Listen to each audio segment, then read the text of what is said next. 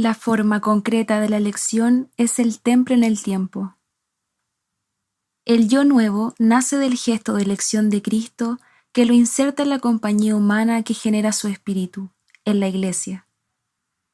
Esta elección asume siempre una forma histórica concreta. Cristo toma al hombre en el bautismo, le hace crecer, engrandecerse, y mediante un encuentro hace que experimente la cercanía de una realidad humana distinta, correspondiente a él, persuasiva, educativa, creativa, que de algún modo le choca. Entonces el hombre dice, me voy con ellos, es decir, acepta adherirse al impacto que ha sentido y que le empuja hacia esa realidad humana que ha conocido. Lo acepta porque algo le ha sorprendido, aunque sea un soplo, porque el Señor obra también con susurros sutiles. Entonces pasó el Señor y hubo un huracán tan violento que hendía las montañas y quebraba las rocas ante el Señor, aunque en el huracán no estaba el Señor. Después del huracán, un terremoto, pero en el terremoto no estaba el Señor. Después del terremoto, fuego, pero en el fuego tampoco estaba el Señor. Después del fuego, el susurro de una brisa suave. El Señor estaba en el susurro de ese ligero soplo del viento. Aunque sea por un soplo de viento, aunque sea solo durante un momento, el hombre advierte un atractivo, una sugerencia, intuye algo que es más bello, que le corresponde más, que es mejor, y dice sí. Ese encuentro podía haber ocurrido con 100.000 temperamentos o capacidades de fascinación humana diferentes, pero él ha tenido este concreto. Se ha encontrado con una determinada compañía y ha percibido el susurro nuevo de una promesa de vida. Ha presentido una presencia que corresponde a la expectativa original de su corazón.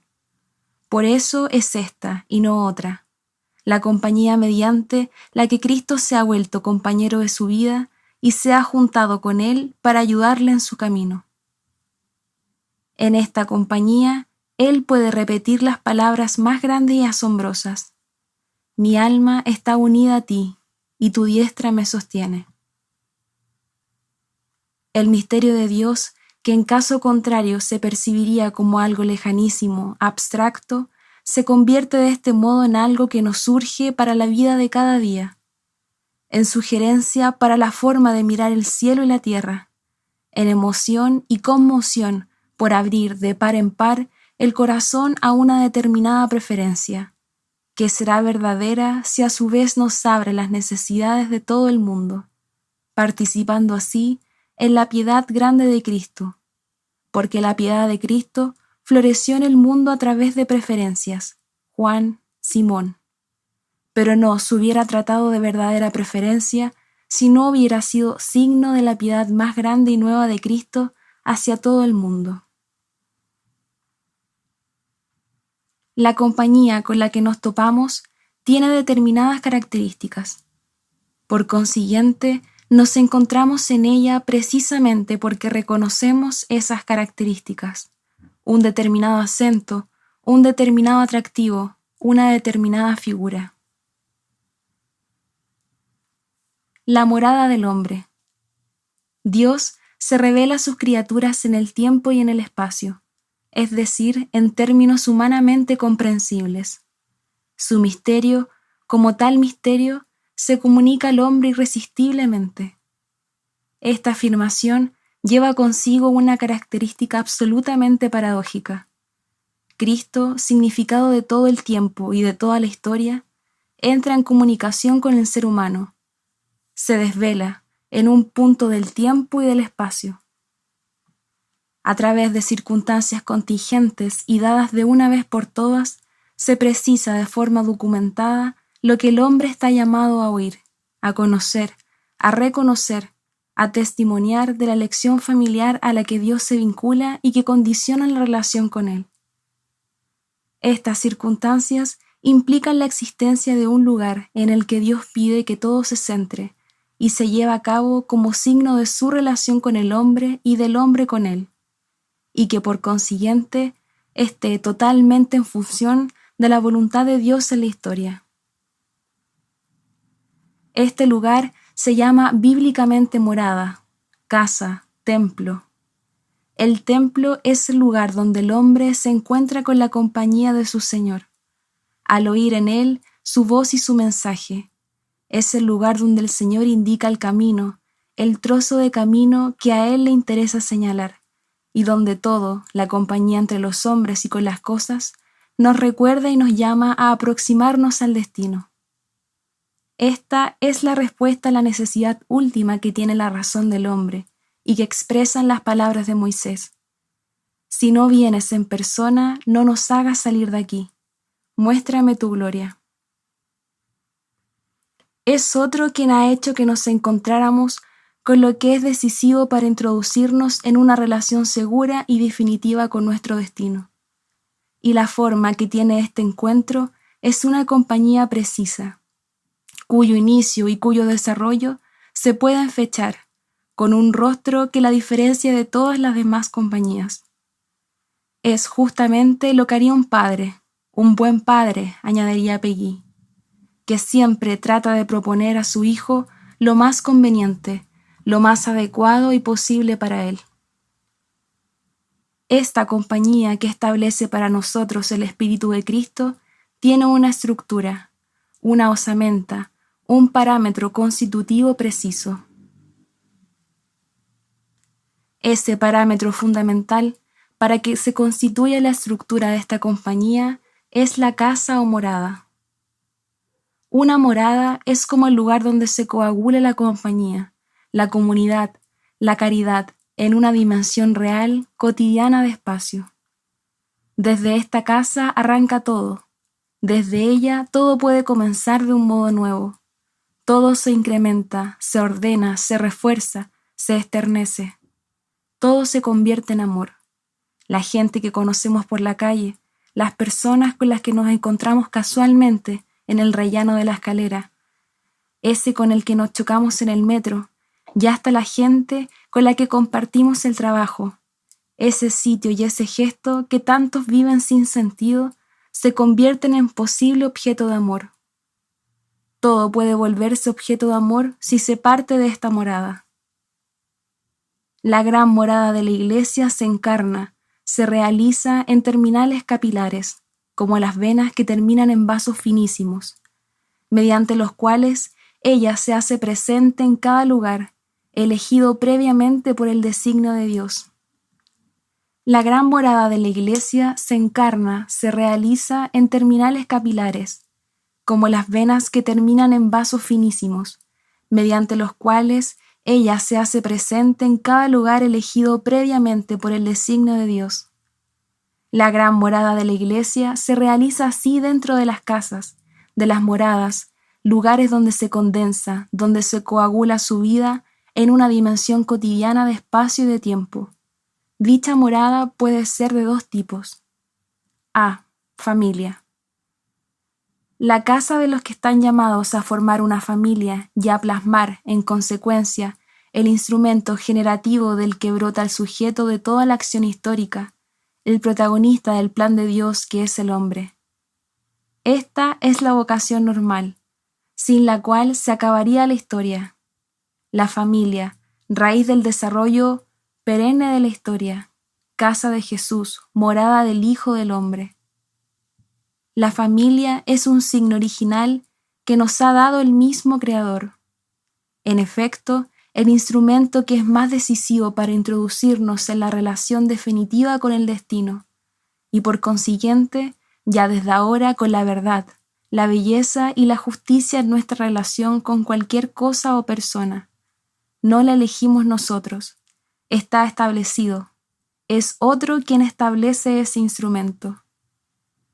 Precisamente aquel que da a nuestra naturaleza ese factor constitutivo que la urge a reclamar una estima y una gratuidad recíprocas. Precisamente él ha creado la primera figura experimental que permanecerá durante toda la historia, un lugar donde esa exigencia de caridad resulta estable y esencial, la familia. La compañía entre el hombre y la mujer es para generar un pueblo. Un hombre y una mujer se casan. Este gesto significa que cada uno de ellos identifica en el otro un signo de su relación con el todo, con el sentido de todo que Dios ha donado en su vida. El encuentro entre un hombre y una mujer no puede definirse por la exclusiva finalidad de tener hijos, sino, ante todo, por constituir una compañía para caminar hacia el destino, una forma de realizar la finalidad fundamental que tiene cualquier tipo de compañía humana. Este vínculo sirve de ejemplo, por tanto, para cualquier otra compañía. En el ideal de la familia se inspira también la forma de la convivencia de quienes se consagran a Dios, y el que vive la familia, a su vez encuentra en los que se consagran a Dios un ejemplo práctico de la totalidad de ese ideal, lleno de atractivo y de consuelo para él mismo.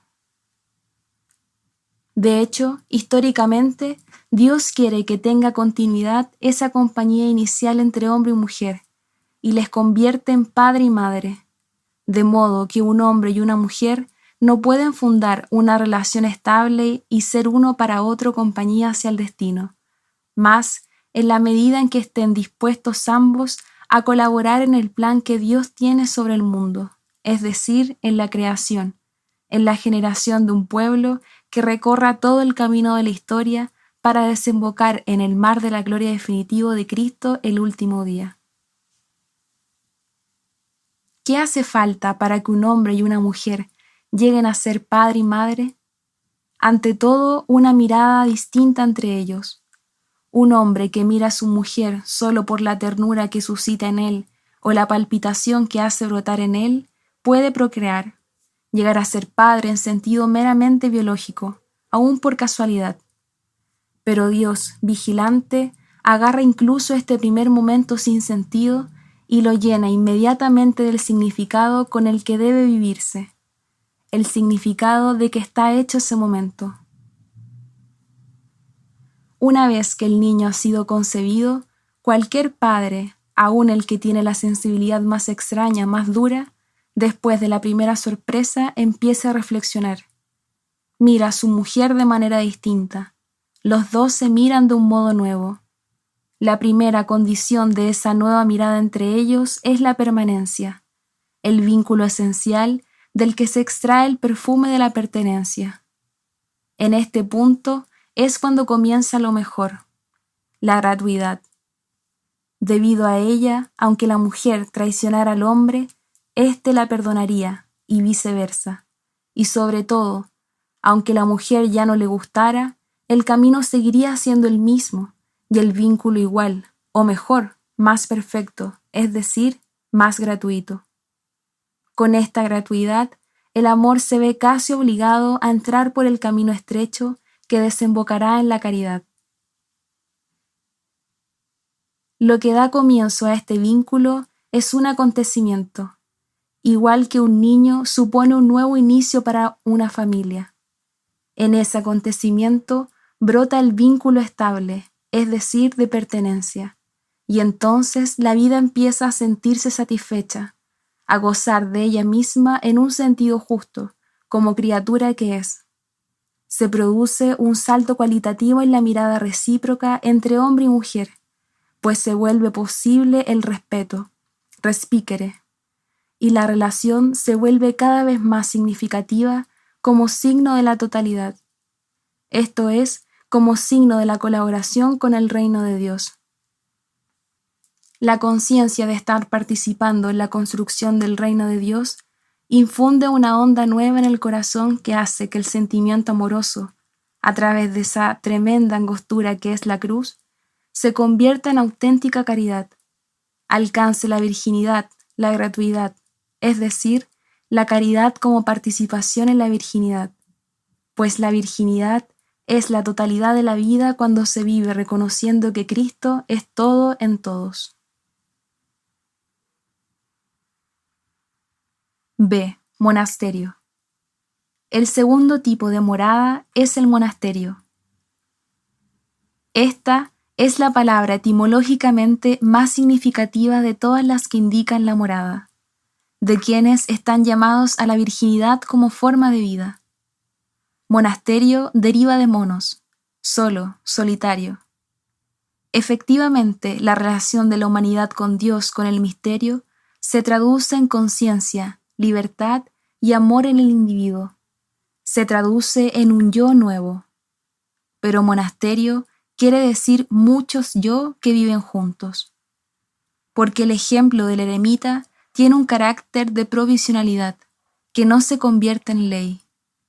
Todos estos monoi expresan y documentan de un modo u otro el hecho de que son una sola cosa entre ellos dentro de la Iglesia de Dios y por eso se juntan.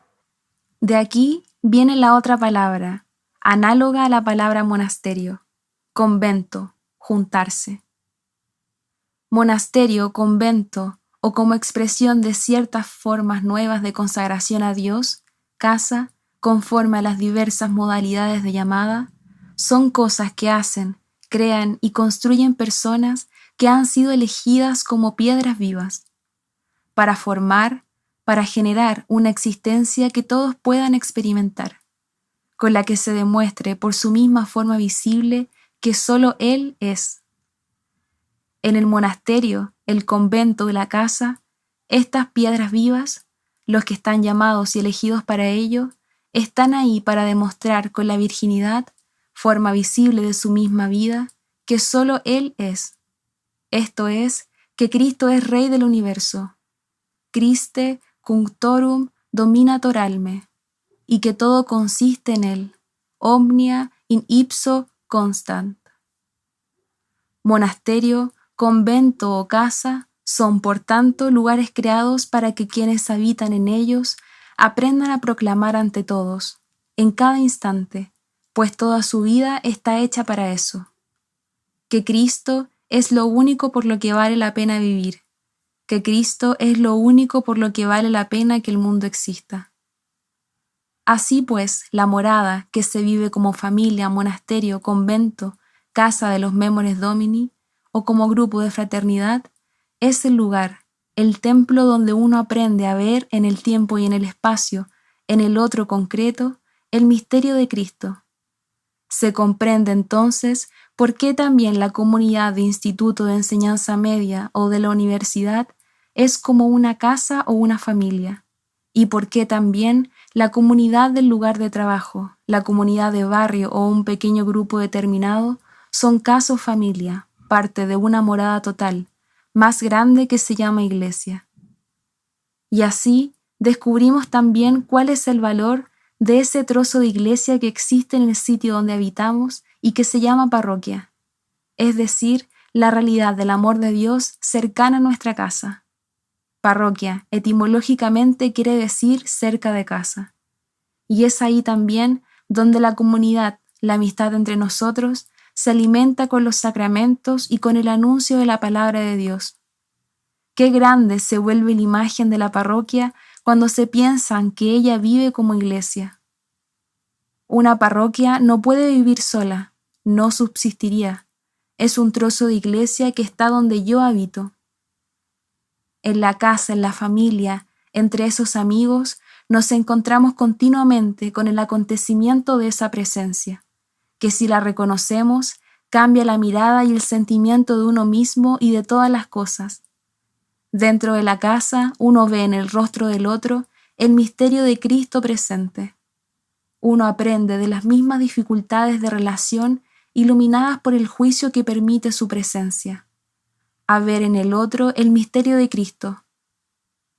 Para cada uno de nosotros, la compañía se traduce en algo verdadero al coagularse en el espacio de una morada cotidiana real. Una casa, una morada donde todas las cosas se juzgan de tal modo que nos hace presentir su destino común, su finalidad común. Por eso, la relación con todas las cosas se convierte en ocasión de bien dentro del transcurso del presente, en algo continuamente capaz de recuperarnos, de provocar alegría, de ser fuente de gozo, de seguridad y de amor, cuya culminación es el perdón. La tradición cristiana siempre ha tenido este sentido de veneración por la morada terrena que refleja la gloria de Cristo en el mundo. Oh, casa espléndida y luminosa, desde siempre amo tu belleza, y el lugar donde habita la gloria de mi Señor, aquel que te ha construido y te posee. Suspira por ti mi peregrinación, y le digo a quien te ha hecho, que me posea también a mí en tu interior, porque también a mí me ha hecho Él. Jerusalén, morada eterna de Dios, que no se olvide de ti el alma mía. Después del amor por Cristo, sé tú mi gozo. Que el dulce recuerdo de tu beato nombre me saque de la tristeza y de lo que me oprime. Lo que debemos construir es otro mundo, y somos los primeros testigos de él, testigos de esa unidad normalmente imposible, que por el contrario se vuelve experiencia en nosotros y nos hace posible soportarnos, tener paciencia y misericordia los unos con los otros, que nos permite compartir todo y ser magnánimos en cualquier circunstancia. A nosotros se nos ha llamado a empezar la creación de este mundo nuevo. La casa es el espacio donde la relación con Cristo está fija en todos nuestros actos, de todos nuestros gestos, y por eso nos hace constructores de una realidad nueva. La morada, familia, monasterio o casa indica una realidad en la que se viven las relaciones cotidianas con paciencia, con comprensión, donde todo es para nosotros, donde todo nos acoge, donde todo nos empuja a la esperanza, donde todo cura las heridas, donde todos nosotros por entero, todo lo que somos es aceptado. Como decía Gregorio de Niza, el vínculo de nuestra unidad es una auténtica gloria.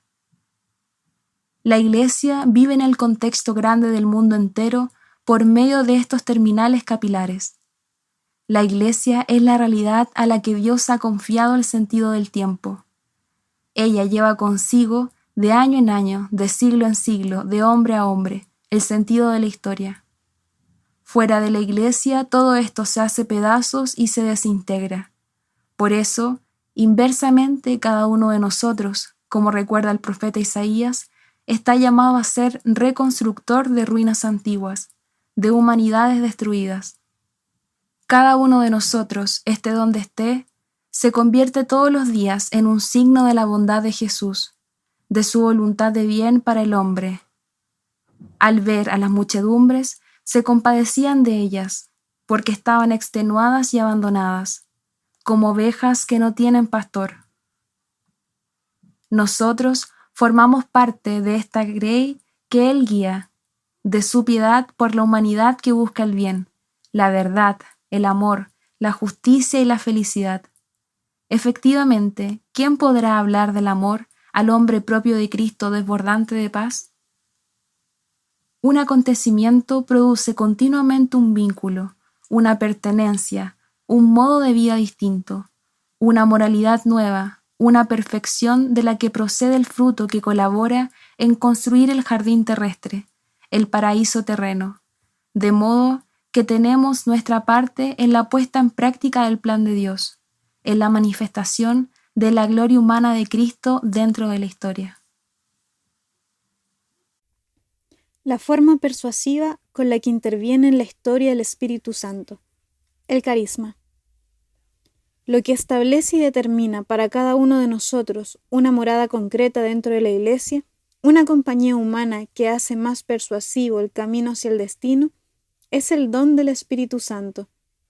Este don de la caridad de Dios es lo que posibilita la fe, la conciencia de la presencia de lo que empezó como un hecho dentro de la historia hace ya 2000 años. En efecto, el acontecimiento sucede hoy a través de una forma determinada de tiempo y de espacio, lo que permite afrontarlo de un cierto modo y lo vuelve más comprensible, más persuasivo y más pedagógico. Este carácter que tiene la intervención del Espíritu de Cristo, que provoca existencialmente el acontecimiento dentro de un tiempo y un espacio determinados, se llama carisma. Para que la Iglesia, constituida por todos los hombres que Cristo ha tomado e incorporado a sí mismo en el bautismo, sea una realidad operativamente eficaz en el mundo, hace falta que los hombres tomen conciencia de lo que ha sucedido, del encuentro que Cristo ha tenido con ellos, y que comiencen a obrar basándose en dicha conciencia. El cardenal Ratzinger ha observado que la fe es una obediencia de corazón a la forma de enseñanza a la que hemos sido confiados. El Espíritu de Dios puede realizar con su imaginación infinita, su libertad y movilidad infinitas, 1000 carismas, 1000 maneras de hacer al hombre partícipe de Cristo. El carisma representa precisamente la modalidad de tiempo y espacio, carácter y temperamento, psicológica, afectiva e intelectual con la que el Señor acontece para mí, e igualmente también para otros. Esta modalidad se comunica desde mí a otros, de manera que hay entre estos y yo una afinidad que no tengo con todos los demás, un vínculo de fraternidad más fuerte, más específico. Este es el método en que Cristo permanece presente con nosotros día tras día hasta el fin del mundo, dentro de las circunstancias históricas que establece el misterio del Padre, mediante las cuales nos permite reconocer y amar su presencia. El fenómeno de los movimientos en la Iglesia, de todos los movimientos que hay en la Iglesia, representa, como observa Juan Pablo II, el resurgir de la autoconciencia en el ámbito de la misma Iglesia. Efectivamente, igual que la humanidad vive dentro de cada casa que el amor anima y embellece, que el aliento de este amor caldea día tras día, también a la Iglesia la convierten en casa viviente, viva, calurosa, llena de luz y de palabra, de afectividad, de explicación y de respuesta, los movimientos. Estos son las compañías unidas que crean los carismas, esos dones que el Espíritu otorga a quien Él decide, no por el valor de las personas, sino para que se cumpla su designio, el gran designio que tiene el Padre sobre el mundo, ese plan del Padre que tiene un nombre histórico, Jesucristo. El Espíritu del Señor escoge temperamentos que se caracterizan por un compromiso más vivo, por una conmoción y comunicación más vivas de su experiencia a los demás. Así pues, el carisma hace que la Iglesia resulte viva y está en función de la totalidad de la vida eclesial. Por su propia naturaleza, todo carisma basado en su identidad específica está abierto a reconocer todos los demás carismas, cada una de las modalidades históricas con la que el Espíritu nos pone en relación con el acontecimiento de Cristo es siempre algo particular, una modalidad particular de tiempo y espacio, de temperamento y de carácter. Pero se trata de una cosa particular que capacita para la totalidad. El carisma existe en función de la creación de un pueblo completo, es decir, totalizador y católico. Como veremos más adelante, totalizador y católico son precisamente los últimos confines que conforman la idea de pueblo. Por utilizar una imagen, podríamos decir que el carisma es como una ventana a través de la cual se ve todo el espacio. La prueba de que un carisma es verdadero es que nos abra todo, que no nos cierre. Por eso se equivocaría quien dijera que estamos aquí para construir nuestro movimiento y no la Iglesia. Lo que hay que decir es, en cambio, estamos aquí para construir la Iglesia, conforme al impulso que el Espíritu nos ha dado al que llamamos movimiento, siguiendo la obediencia, es decir, la escucha y la adhesión a la obra del Espíritu de Cristo, que hace suya la autoridad de la Iglesia. La cuestión del carisma es decisiva porque es el factor que facilita existencialmente la pertenencia a Cristo. Es una evidencia de la presencia actual del acontecimiento, porque nos mueve. En este sentido, el carisma introduce la totalidad del dogma, ya que el carisma es la modalidad con la que el Espíritu de Cristo hace que percibamos su presencia excepcional, el modo en que nos da el poder de adherirnos a ella con afecto y sencillez. Es viviendo el carisma como se ilumina el contenido objetivo del dogma. Los dogmas no se aprenden y sobre todo no influyen existencialmente en la vida si se los estudia solo abstractamente. Los dogmas se aprenden y se viven al encontrar y seguir la vida de la Iglesia, conforme al acento educativamente persuasivo y existencialmente fascinante del carisma. El carisma es, pues, la forma en que el espíritu facilita y vuelve más consciente y fructífera la percepción del dogma, la percepción del contenido total del acontecimiento. En la Iglesia, nacida del Espíritu de Cristo muerto y resucitado, todo es carisma, desde el punto de vista ontológico. El primer carisma es la institución misma, porque es el instrumento del Espíritu de Cristo que actúa y se comunica por medio del magisterio y de los sacramentos. Pero a fin de que magisterio y sacramentos no se entiendan como partes aisladas de la unidad y de la totalidad de la experiencia cristiana, es decir, reducidos a la medida individualista de cada uno, es necesario que se vivan conforme a la lógica y al dinamismo de la comunión, que es la naturaleza misma de la Iglesia. Y entonces, esos carismas sustanciales, institucionales, se perciben como tales mediante el carácter existencial del carisma particular, que el Espíritu otorga en función de la totalidad de la experiencia eclesial. Este dinamismo es además la respuesta a una tentación particularmente extendida en la Iglesia actual, según la cual la implicación del pueblo de Dios en la misión de la Iglesia, y en particular de los laicos, se ve como una participación, democráticamente entendida, en un poder que se concibe de manera reductiva con categorías mundanas. La cuestión de la relación entre carisma e institución aparece entonces como algo decisivo, pues pone de manifiesto que los dos términos no son mutuamente extrínsecos. Cada carisma regenera a la Iglesia en todas partes, regenera a la institución en todas partes, obedeciendo últimamente a lo que es garantía del carisma particular mismo, la gracia, los sacramentos y el magisterio. Si el carisma particular es el terminal mediante el cual pasa el Espíritu de Cristo y resulta posible reconocer hoy su acontecer, el carisma de la institución es tal precisamente porque es el ámbito de vida de este terminal. Negar la novedad del carisma particular significa sofocar la vitalidad de la institución. Y, por otra parte, la razón de ser del carisma particular solamente se justifica en relación con la totalidad. Juan Pablo II expresa la naturaleza de la relación que hay entre carisma e institución en términos de coesencialidad. En la Iglesia, tanto el aspecto institucional como el carismático son coesenciales y concurren a su vida, a su renovación y a su santificación, aunque sea de modo distinto y de tal manera que existe un intercambio, una comunión recíproca. Un carisma en acto, la responsabilidad de cada uno. Un ejemplo conmovedor de esta paternidad de la institución, referido a la historia del movimiento de comunión y liberación, es la figura de Pablo VI. La primera vez que me llamó, siendo todavía arzobispo de Milán, fue para hacerme algunas observaciones.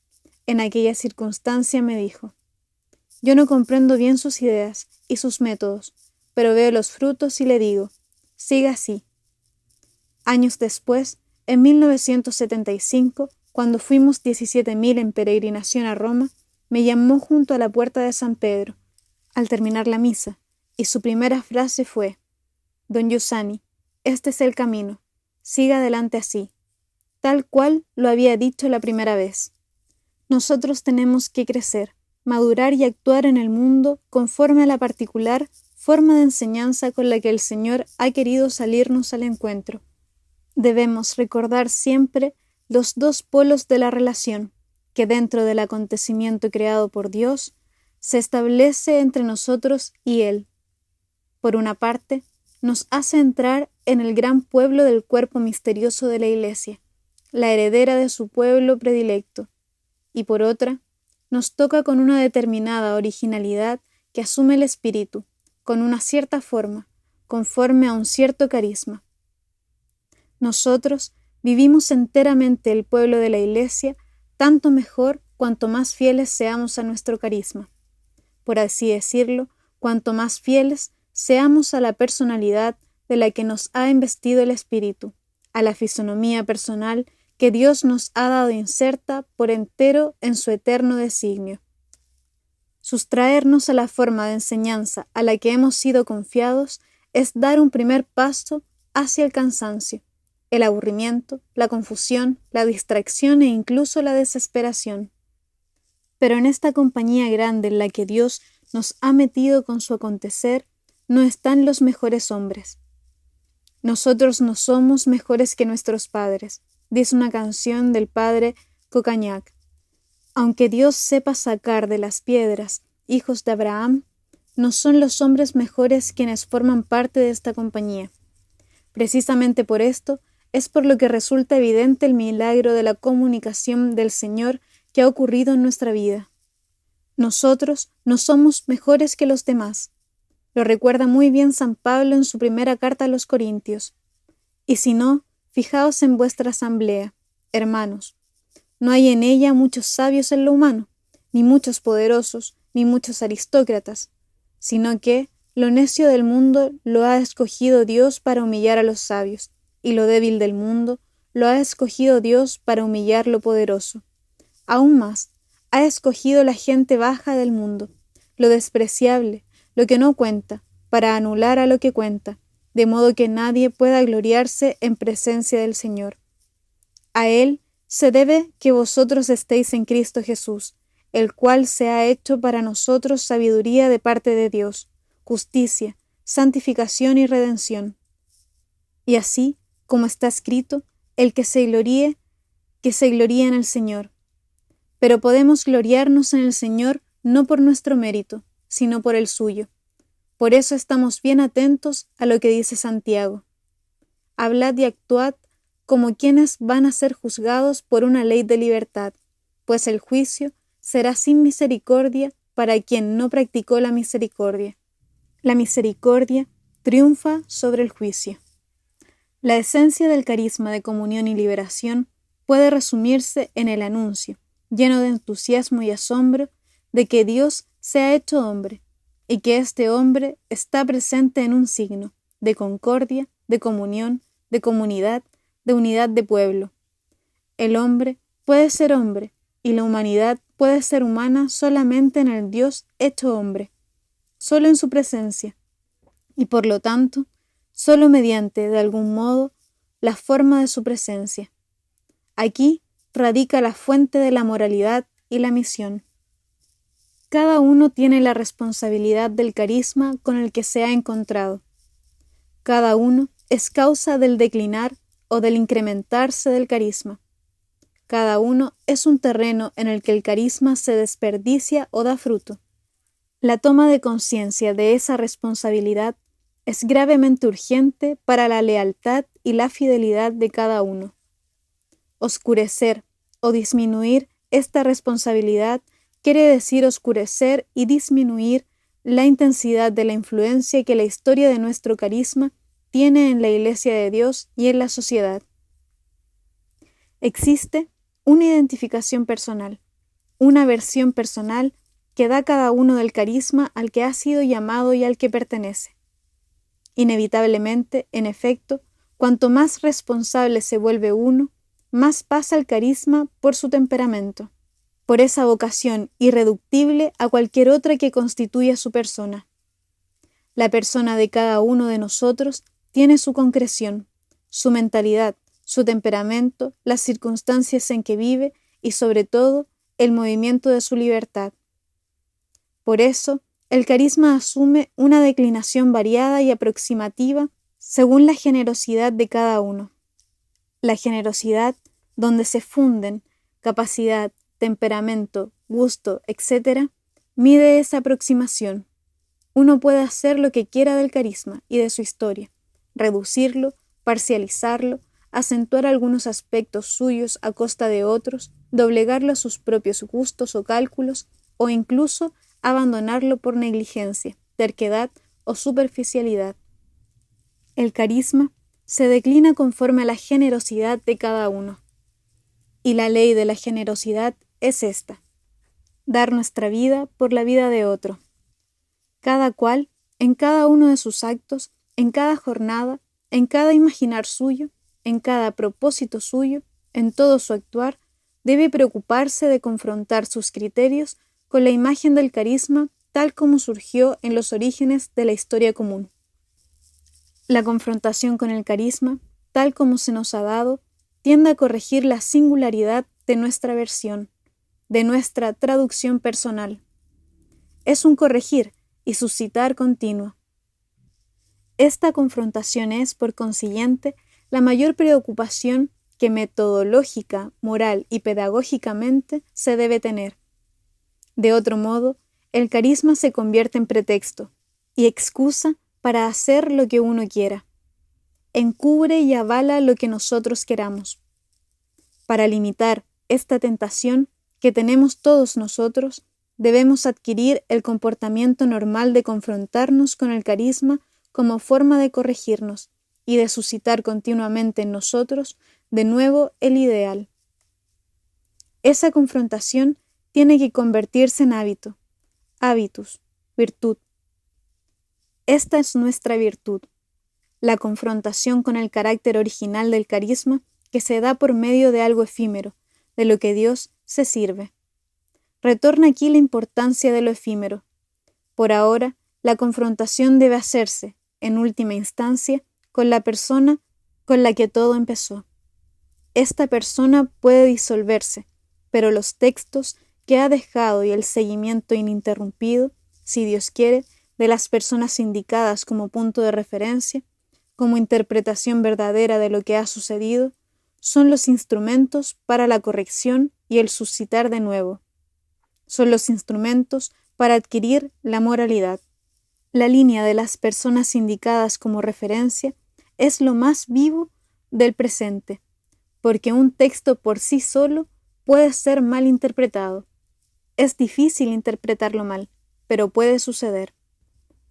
Dar la vida por la obra de otro implica siempre que existe un nexo entre la palabra otro y algo histórico, concreto, tangible, sensible, que se puede describir, fotografiar con nombre y apellidos. Sin este factor histórico, lo que se impone es nuestro orgullo, un sí efímero, pero en el peor sentido del término. Dar la vida por la vida de otro, no de una manera abstracta, es decir, algo que tiene una referencia precisa, histórica, para nosotros quiere decir que todo lo que hacemos, toda nuestra vida, es para que se incremente el carisma en el que nos ha sido dado participar, que tiene su cronología, una fisonomía que se puede describir, que tiene nombres y apellidos, y en el origen un nombre y un apellido.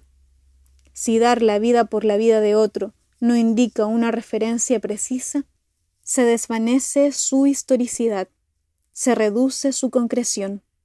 Ya no se da la vida por la obra de otro, sino por la interpretación de cada uno, por sus propios gustos, sus cálculos o sus puntos de vista. Hablar de un carisma sin historicidad no es hablar de un carisma católico.